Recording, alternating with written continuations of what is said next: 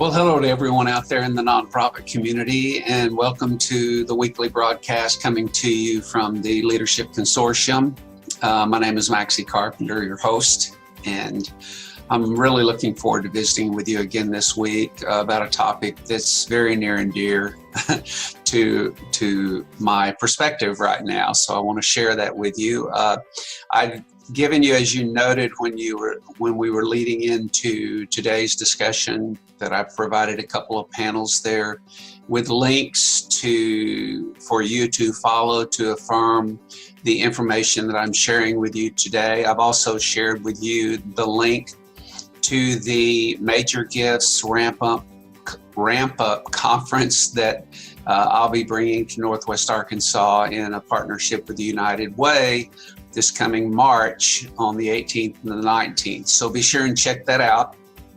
It's going to be a really great 2 days. I know a lot of you have been getting an intermittent email reminding you of the conference, giving you an opportunity to join. We've had quite a number. In fact, it's exceeded my expectations in the number of organizations that have signed up to come to the conference because, as I've noted again in the email message that keeps coming to you, it will change your perspective on fundraising. And I'm especially happy about the number of smaller organizations that are coming that really need to understand how the raising money landscape has changed in the nonprofit sector. So as I've also noted many times, my overall mission is to bring these shifts and trends in the nonprofit sector to you on a weekly basis, along with other content and the context behind it that I think is very relevant to growing your organizations and sustaining them. And so that's why the topic this week is about associations and why association memberships in general across the board are declining. And I'll note this in my discussion as we move forward on this. I've been studying associations for the last 5 or 6 years pretty diligently. Excuse me. And it's really interesting how the associations in general, much to my surprise, quite honestly, aren't keeping up with the trends and shifts in the sector to the degree that's required. And I'll go into a little bit of detail about this as I walk through. But I'm also going to reinforce something right out of the gate, as you'll see on this first slide. I'm going to pull up a PowerPoint presentation that I prepared and share it with you, so that my hope is you'll download this video and refer to it often, and the PowerPoint slide will be included in the video so that you can refer to not only the links that I've noted, but also to the things that I reinforce, and you'll note these very, very much. I reinforce these not only in the blogs that I write, in the podcasts that I put out there, which are relevant to both the nonprofit and for-profit sectors, but also to the leadership YouTube channels that I have. And so my only reminder to you is subscribe. Subscribe, if you will. And you'll see it even at the bottom of right-hand corner, small right-hand corner of this video, as you will to all of my video broadcasts. You'll have the opportunity to like, share, and subscribe. So please do. So let's get into this, and I'm going to share my screen with you right now. I really want to get into this topic about why are association memberships falling. Now, note the little subset there. The RC factor wins again. Those of you who have been following me for some time know what the RC factor is, because I talk about it all the time. It's the resistance to change. I've noted on many occasions that the 4 sectors that I've encountered the greatest resistance to change and not necessarily in any particular order, because they're all just as severe, is the nonprofit sector, government, academia, and the church. I mean, the resistance to change in those four sectors is just really is almost not only difficult to overcome, but in some cases, especially, and I won't say which sector, almost impossible to overcome. And so I can't see you, but I know a lot of you are nodding your head, okay, when I talk about the church. So I didn't say that. Yeah, I did say that. And I'm okay with that, because boy, the resistance to change there is where the mountain is high. The change mountain is very, very high. So anyway, this is still the most important point I want to make here. Overarching all of this is just this continuing resistance to change in the nonprofit sector. And look, I've talked about this a lot in relation to nonprofits in general. Even nonprofits in my area here in Northwest Arkansas. By the way, I hope you'll note my background. It has really been overcast, cold, rainy here all week, and I just thought it'd be nice for all of us to look at the mountains and the blue sky, and just really look forward to what Saturday is going to bring, because it's looking like it's going to be pretty nice this weekend. So anyway, so let's get into this. Associations in general across the board, memberships are declining at an accelerating pace. Now, I've been talking about this intermittently for some time, and I get pushback sometimes on this too. But the pushback I get is generally from the associations. They don't like me saying this, but the data backs this up. And again, you note the panel that I shared the links with you. You don't have to take my word for it. You can check that out. The second thing, and these are five overarching factors that I see. There are associations, even for associations, all of them competing for members. Now, I've been trying to impress upon nonprofits for a long time that you may not think you're competing, but you're competing for everything. You're competing for capacity, you're competing for resources, you're competing for revenue, you're competing for donors, you're competing for attention. We live in a world of attention marketing, and you are definitely competing for attention. And so, of course, I'm telling you, an association for associations, that's one I really struggle with. I have a hard time with that one. There are so many that the overarching perception is complete confusion about who's who and what each of them do. It's like when you look at all of this, it parallels the tsunami of information that all of us are bombarded with on a daily basis. And you've heard me use this cliched statement of mine before. It's like feeding a hummingbird with a fire hose. We're just being drowned with all of this information. There are so many that do not have clear mission or value, mission or vision statements, which lends to the confusion. In other words, what I survey the associations on a regular basis, and honestly, most of them, after I'm finished reading what they make available online, is I'm still left with the question of what exactly is it that they do? And so the reason that confusion is there is the fifth overarching reason is almost none of them have any kind of plan in place because they're too busy recruiting members, which is their primary source of revenue. Now, I've noted also to nonprofits on a regular basis that if you only have one or two revenue streams, then you're not going to last. It's inevitable that you're going to come to a close. You're going to reach the top of your life cycle, and rather than innovate and keep staying at the crest, you're going to start going downhill. It's just inevitable. You can't live on one or two revenue streams. You have to diversify.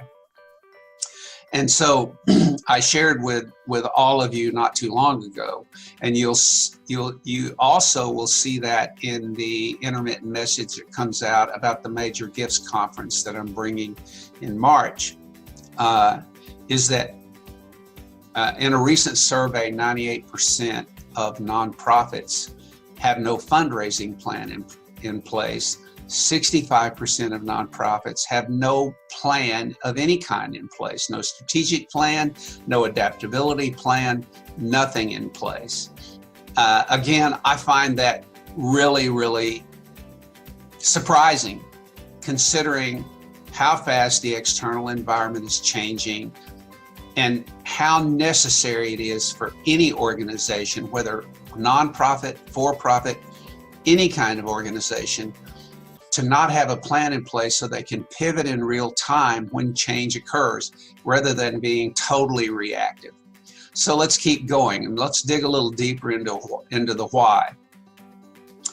I've already talked about the RC factor, but I want to be even more specific, especially in terms of leadership.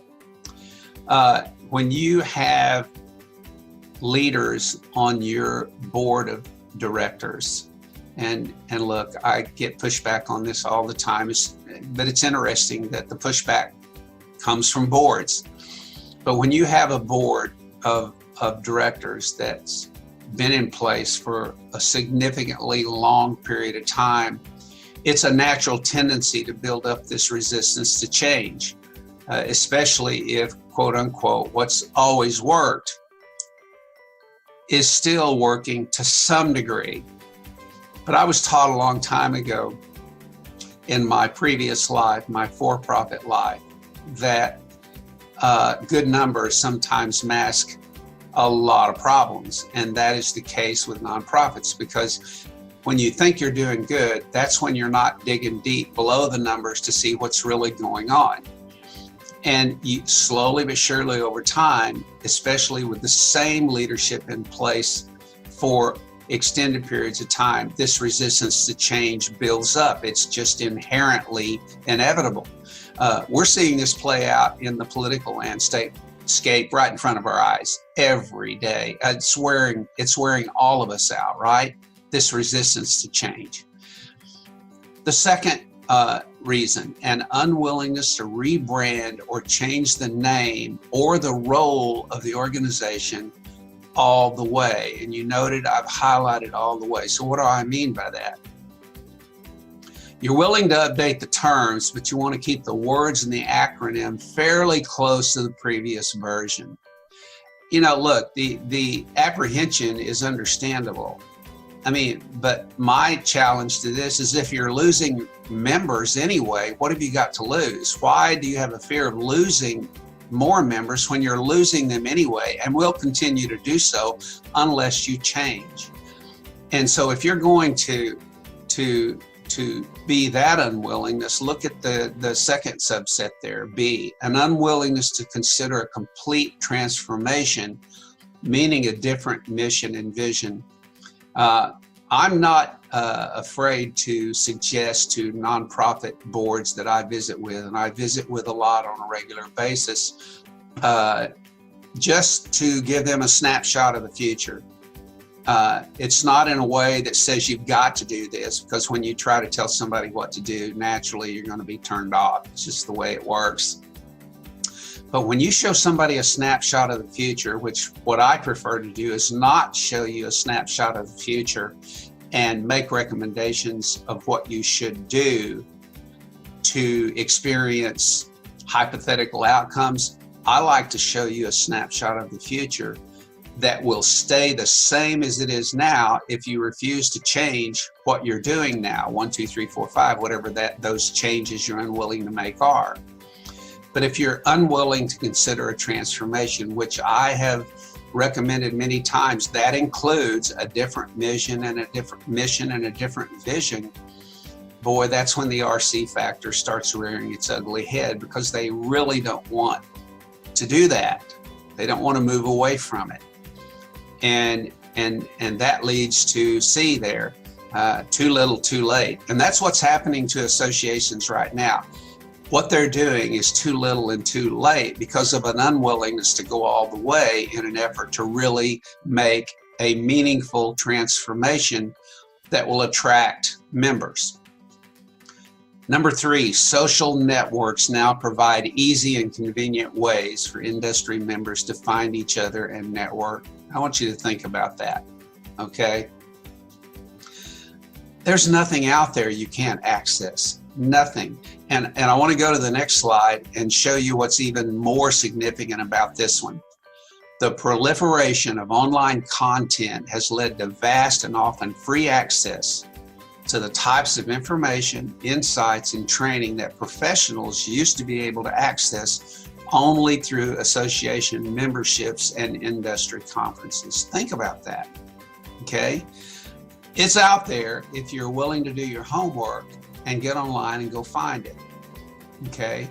So if we understand that the same quote unquote stuff that's being offered by an association is freely available out there if you know how to study it.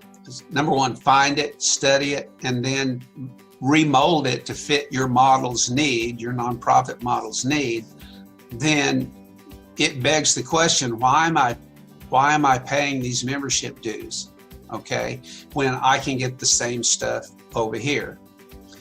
And then look at the fifth one, which I think is very significant. Millennials place less value on formal and traditional means of networking, preferring to establish their own relationships in their own ways. I run into this consistently with organizations that have a great number of baby boomers.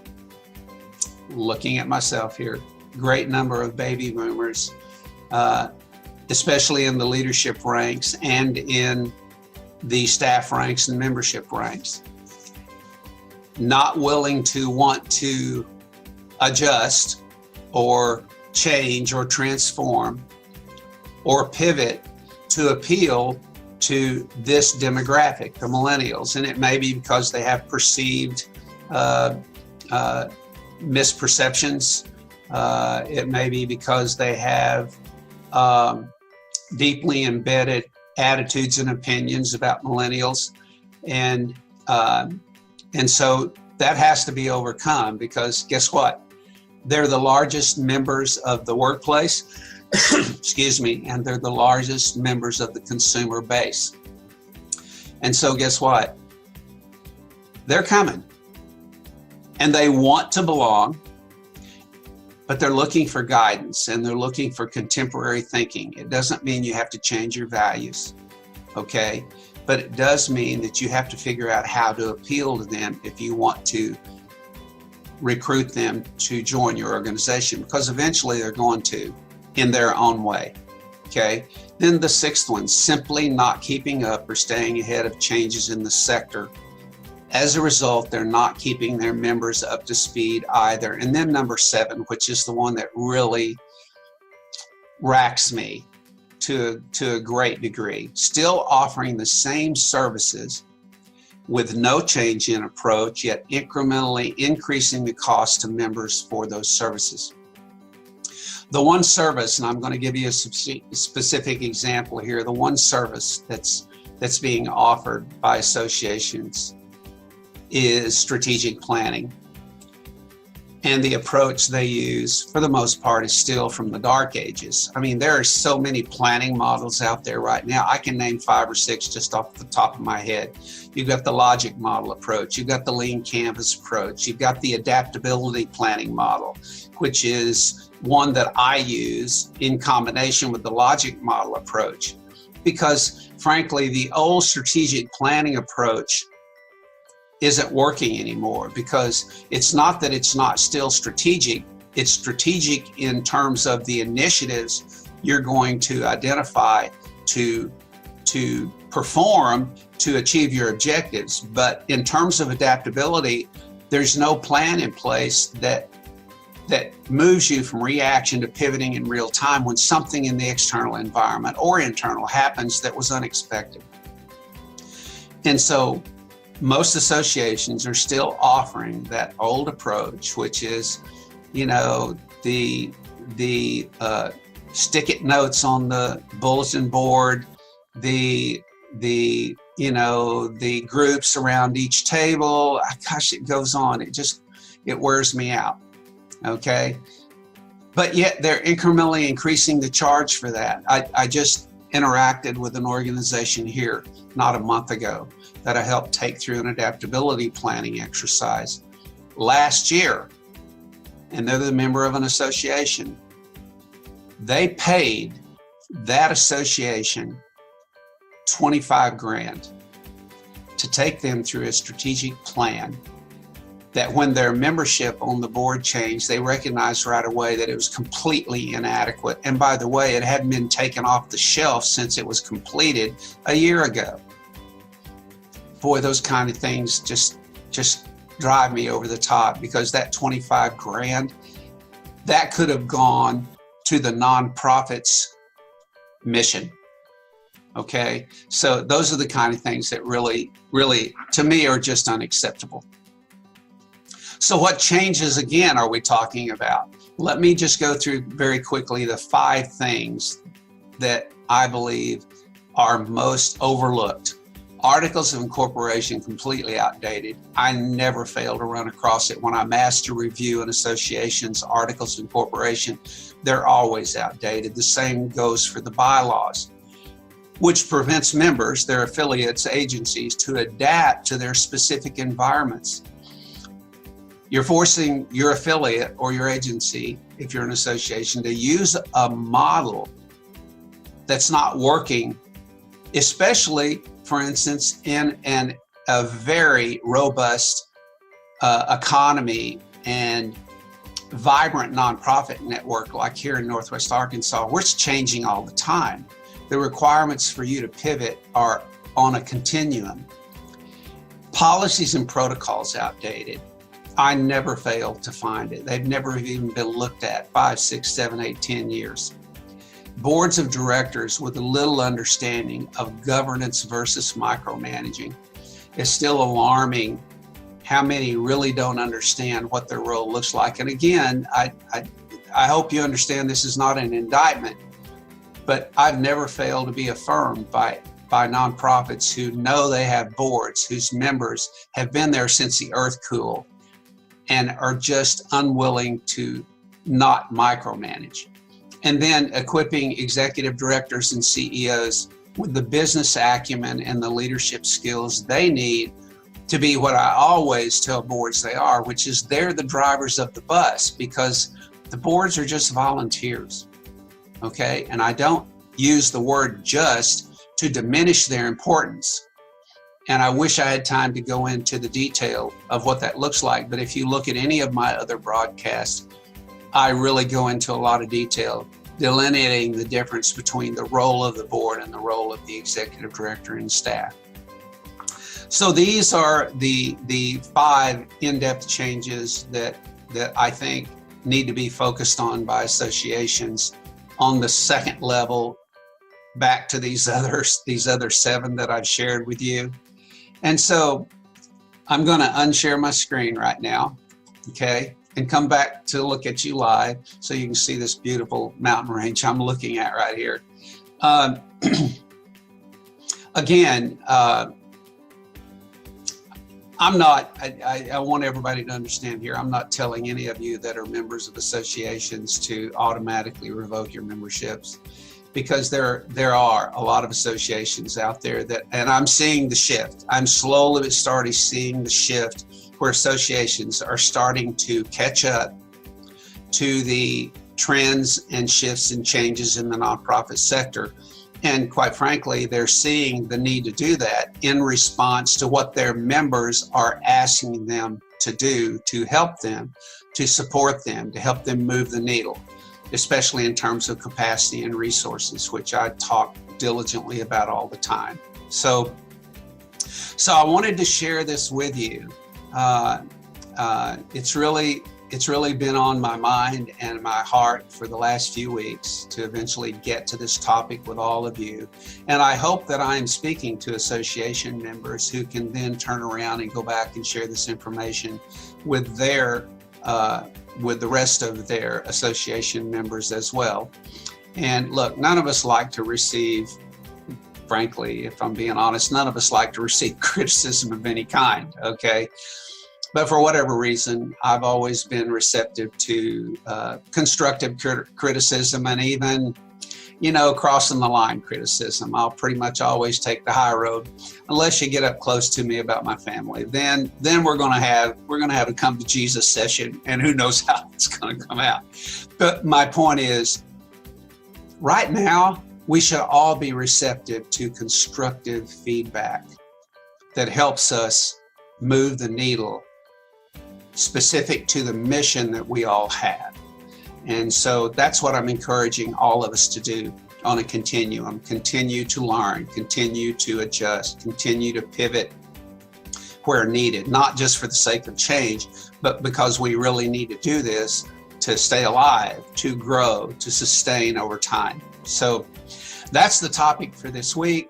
And so I look forward to seeing those of you who have already registered for the conference in March. Great. It's going to be a good one. Trust me, it's going to be a great 2 days in talking about how the fundraising landscape has really changed and what we need to do to get to the big bucks, so to speak. So anyway, thanks a lot. Have a great weekend upcoming. I'm going to be out there on the bike. I haven't been able to get out there as much as I'd like for sure, but I'm looking forward to that. But anyway, thank you for tuning in and watching. Don't forget to subscribe, and I will see you again next week. Take care.